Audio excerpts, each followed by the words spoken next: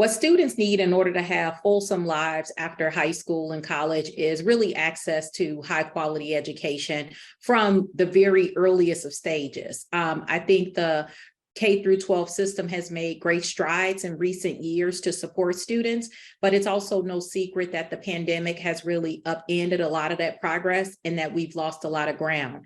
In order for students to be successful, they need access to high quality curriculum. They need a full offering of extracurricular activities and tutoring support to help them get back on track to really account for some of the disruption that has happened as a result of students being out of school for so long.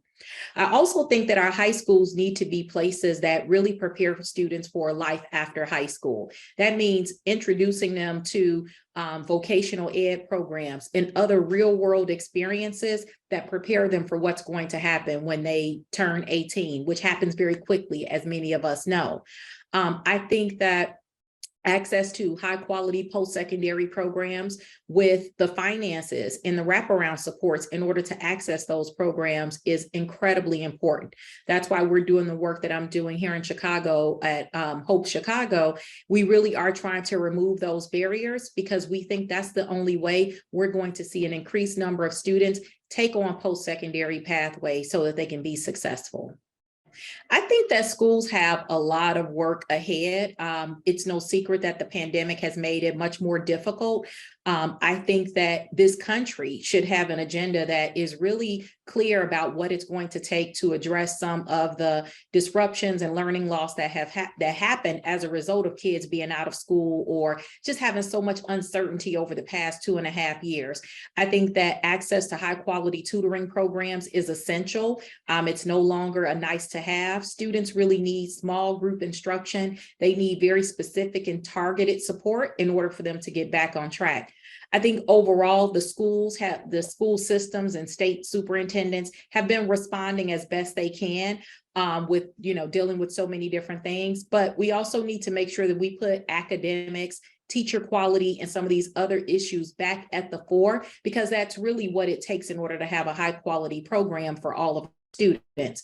I think that we are past kind of that place in the pandemic where the focus was all on health and safety, as it should have been. But now that we are on the other side of that, we have to start paying attention to learning outcomes, what's going to happen once students matriculate out of our schools. And that's going to require, I've said it before, that's going to require something like a Marshall Plan. We have to get very serious. We need a strong research agenda to really assess what has happened and chart a path forward so that our students can recover.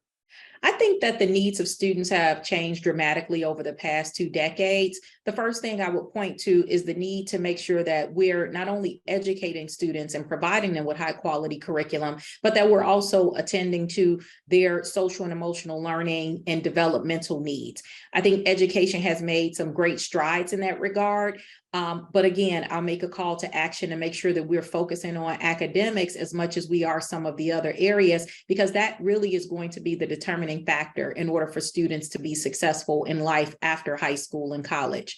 I think another thing that has emerged more recently due to the pandemic is that students feel a great degree of uncertainty. I mean, no one else has lived through the kind of experience that they went through during the pandemic. And so their need to understand what's going to happen next to really get back to, what it was like for me going through school, which is you go to college, you major, you do the right things, and these jobs are waiting for you on the other side. I think that some of our students are just filled with a degree of uncertainty, and school systems, teachers, principals, et cetera, are having to deal with that in order to help them be successful.